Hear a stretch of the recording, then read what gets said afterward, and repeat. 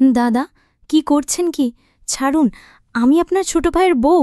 আমার সাথে এসব করবেন না প্লিজ, আপনার পায়ে ধরছি। আরে ওই ছড়ি, কি বলছিস এসব তুই? তোকে তো আমার ছোট ভাইয়ের সাথে বিয়ে দেওয়া হয়েছে ঠিকই, কিন্তু তোর সাথে সংসার করব তো আমি। তোর দিনের ভরণ পোষণ, রাতের খাওয়ার এখন থেকে আমিই করব, বুঝলি? না না, আপনি কি বলছেন এসব দাদা? আপনার মাথা কি ঠিক আছে? পুরো পরিবার সাথে এলাকাবাসীকে সাক্ষী রেখে আপনার ভাই তো আমাকে বিয়ে করেছিলেন, তাহলে আপনি আমার উপর ভাগ বসাতে আসছেন কেন? আরে ছুরি, যে বিয়েটা আমার ভাই তোকে করেছে এসব ছিল নাটক।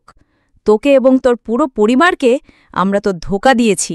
এখন বেশি কথা না বলে অনেক রাত হয়েছে, আয় পাশে শুয়ে পড়, এখন আমি তোর সাথে মিশে যাব। এই কথা যেমনি বলছিল আমার ভাসুর, ঠিক তখনই আমি দৌড়ে বাইরে পালিয়ে যেতে লাগলাম, কিন্তু কোনো কাজ হলো না। ভাসুরজি আমার হাত ধরে এক ঝটকায় টান দিয়ে তার কাছে নিয়ে গেল এবং কানের কাছে ফিসফিস করে বলল, আমার প্রিয় বউ, আমার ভাইয়ের কথা বাদ দে। ওর কথা না ভেবে চল, আমাকে খুশি রাখ, এতে তোর এবং তোর পুরো পরিবারের জন্য অনেক ভালো। বন্ধুরা, আমার স্বামী আমাকে বিয়ে করার পর আমার ভাসুর আমাকে তার স্ত্রী হিসেবে কেন পেতে চাইছিলে, পুরো ঘটনাটি শুনলে আপনাদের পায়ের তলার মাটি সরে যাবে। সুপ্রিয়ার শৈশব ছিল স্বপ্নময়। সে দেখত দিগন্ত বিস্তৃত ভবিষ্যতের ছবি, যেখানে সে একজন সফল শিক্ষাবিদ হিসেবে নিজের এবং পরিবারের মুখ উজ্জ্বল করছে।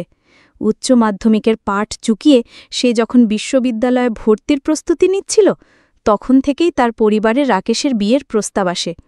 রাকেশের বাবা ছিলেন এলাকার প্রভাবশালী ব্যক্তি, আর তাদের বিপুল সম্পত্তির খ্যাতি ছিল সবার মুখে মুখে। সুপ্রিয়ার বাবা, যিনি সারা জীবন অভাবের সাথে সংগ্রাম করে গেছেন, তিনি এই সুযোগ হাতছাড়া করতে চাইলেন না। তিনি ভেবেছিলেন রাকেশের সাথে বিয়ে হলে সুপ্রিয়ার জীবন সুখ ও সমৃদ্ধিতে ভরে উঠবে, আর তাকে আর কোনোদিন আর্থিক কষ্ট দেখতে হবে না। সুপ্রিয়া প্রথমে রাজি না হলেও বাবা মায়ের স্বপ্ন এবং তাদের মুখের দিকে তাকিয়ে শেষ পর্যন্ত সে সম্মতি জানায়। তার একটাই শর্ত ছিল, সে যেন তার পড়াশুনো চালিয়ে যেতে পারে।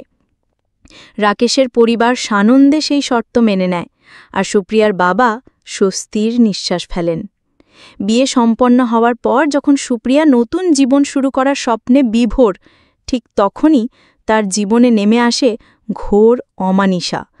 ফুলশয্যার রাতে যখন সে স্বামীর জন্য অপেক্ষা করছিল, রাকেশ একা নয়, তার সাথে প্রবেশ করে তার বড় ভাই রাহুল, সুপ্রিয়ার ভাসুর।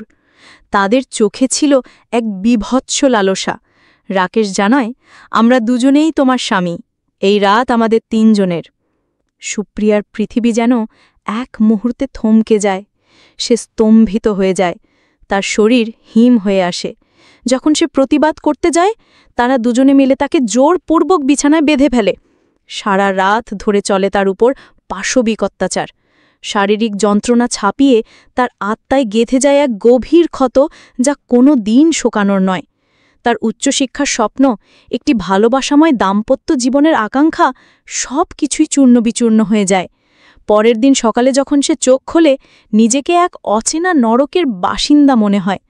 তার শরীর জুড়ে ব্যথা, মনে একরাশ ঘৃণা আর হতাশা। কিছুক্ষণের মধ্যেই সে জানতে পারে এক ভয়ঙ্কর সত্য, রাকেশ আগেই বিবাহিত ছিল। এই খবর সুপ্রিয়ার মনে যেন শেষ পেরিকটি ঠুকে দেয়। সে বুঝতে পারে তাকে মিথ্যে স্বপ্ন দেখিয়ে এই অন্ধকার গর্তে ঠেলে দেওয়া হয়েছে। বিয়ের পর শ্বশুরবাড়িতে সুপ্রিয়ার দিনগুলো কাটছিল এক অসহনীয় যন্ত্রণার মধ্যে। তার পড়াশোনা বন্ধ করে দেওয়া হয়, বইপত্র ছিনে ফেলা হয়। তার কণ্ঠ রোধ করার জন্য রাকেশ বারে বারে তার উপর চালাত শারীরিক ও মানসিক নির্যাতন। একবার যখন সে তার ছোট বোন অনমিকাকে ফোন করে তার অবস্থার কথা জানাতে চাইছিল, রাকেশ একটি গরম ইস্ত্রি দিয়ে তার পিঠে ছ্যাঁকা দেয়। সেই গভীর ক্ষত শুধু তার শরীরে নয়, তার মনেও এক দাগ ফেলে দেয়। বিয়ের তৃতীয় দিনেই একটি ঘটনা সুপ্রিয়ার মনে সন্দেহের বীজ বুনে দেয়।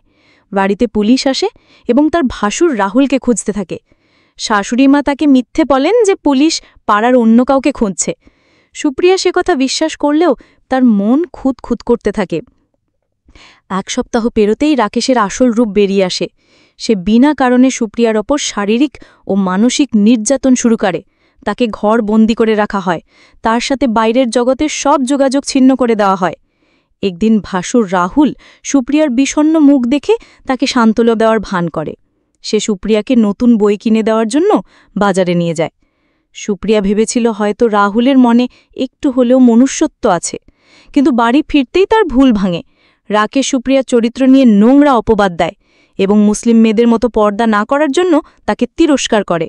যখন সুপ্রিয়া প্রতিবাদ করে, রাকেশ তার গলা টিপে ধরে এবং এক নিঃশ্বাসে 3 বার তালাক তালাক তালাক উচ্চারণ করে। সুপ্রিয়ার পৃথিবী আবার অন্ধকার হয়ে যায়। সে আর কোনো উপায় না দেখে বাবার বাড়ি ফিরে আসে। বাবা প্রথমে সুপ্রিয়াকে আর শ্বশুরবাড়ি পাঠাতে রাজি ছিলেন না, কিন্তু রাকেশের পরিবার গ্রামে প্রভাবশালী হওয়ায় তারা ক্ষমা চেয়ে সুপ্রিয়াকে ফিরিয়ে নিতে আসে। তাদের একটাই শর্ত ছিল, যেহেতু সুপ্রিয়ার তালাক হয়ে গেছে, তাই তাকে ভাসুর রাহুলের সাথে হালালা করতে হবে, যাতে সে আবার রাকেশের কাছে ফিরে আসতে পারে। সুপ্রিয়া এই প্রস্তাবে রাজি হয়ে যায়। সে রাহুলকে দাদার চোখে দেখত, তার সাথে এমন সম্পর্ক কল্পনাও করতে পারত না, কিন্তু ছোট বোন অনমিকার ভবিষ্যতের কথা ভেবে পরিবারের সম্মান রক্ষার অর্থে সেই নরকের প্রস্তাবে রাজি হয়ে যায়। তার মনে ক্ষীণ আশা ছিল, হয়তো সেই নরক থেকে সে মুক্তি পাবে, হয়তো অনমিকা সুখে থাকবে। ভাসুরের সাথে হালালা হবার কথা ছিল যে 2 দিন পর রাহুল তাকে তালাক দেবে এবং সুপ্রিয়া আবার রাকেশের কাছে ফিরে আসবে। কিন্তু শ্বশুরবাড়িতে ফিরে আসার পর সুপ্রিয়ার ভয়ে সত্যি হল। রাহুল মদ্যপান করে এসে তাকে জোর করে ধর্ষণ করে, কারণ তার মতে সুপ্রিয়া এখন তার স্ত্রী। সুপ্রিয়ার সমস্ত প্রতিরোধ ব্যর্থ হয়। এই ঘটনা তার আত্মায় আবার আঘাত করে, তাকে মানসিকভাবে আরও ভেঙে দেয়। 2 দিন পর রিয়া নামের একটি মেয়ে তাদের বাড়িতে আসে। রিয়া ছিল রাকেশের প্রথম স্ত্রী, যাকে একইভাবে প্রতারণা করে তালাক দেওয়া হয়েছিল। রিয়ার কাছ থেকে সুপ্রিয়া জানতে পারে এই পুরো চক্রের ভয়াবহ সত্য। রাহুল একটি মাতাল, চরিত্রহীন এবং জুয়াখোর, তাই তার বিয়ে হচ্ছিল না। এই কারণেই তারা রাকেশের মাধ্যমে সুপ্রিয়াকে বিয়ে করে এবং পরিকল্পিতভাবে তালাক দিয়ে রাহুলের সাথে তার হালালা করায়, যাতে রাহুল একটি স্ত্রী পায় এবং সমাজে তার মান রক্ষা হয়। সুপ্রিয়া বুঝতে পারে সে কেবল একটি খেলার পুতুল। যখন সুপ্রিয়া এই অন্যায়ের বিরুদ্ধে প্রতিবাদ করে, তখন শাশুড়িমা, রাকেশ এবং রাহুল 3 জন মিলে তার ওপর শারীরিক ও মানসিক অত্যাচার শুরু করে। তারা তাকে বাড়ি ছেড়ে বের হতে দেয় না, সব দিক থেকে আটকে রাখে। যখন সে তাদের পুলিশের ভয় দেখায়, রাহুল একটি অ্যাসিডের বোতল নিয়ে এসে তার মুখে ছুঁড়ে মারার জন্য। শাশুড়িমা নিজেও এই জঘন্য কাজে তাদের সঙ্গ দেয়। ঠিক সেই মুহূর্তে পুলিশ বাড়িতে ঢুকে রাহুলকে গ্রেফতার করে। সুপ্রিয়া জানতে পারে রিয়াই পুলিশকে খবর দিয়েছিল। শাশুড়িমা রিয়াকে তার বাপের বাড়ি পাঠানোর আগে সুপ্রিয়া লুকিয়ে তাকে সব ঘটনা জানিয়েছিল। রিয়া সুপ্রিয়াকে জড়িয়ে ধরে কাঁদতে থাকে। দুজনেই একে অন্যের কষ্ট অনুভব করে। সেদিন সুপ্রিয়া মানসিকভাবে পুরোপুরি বিধ্বস্ত হয়ে পড়েছিল।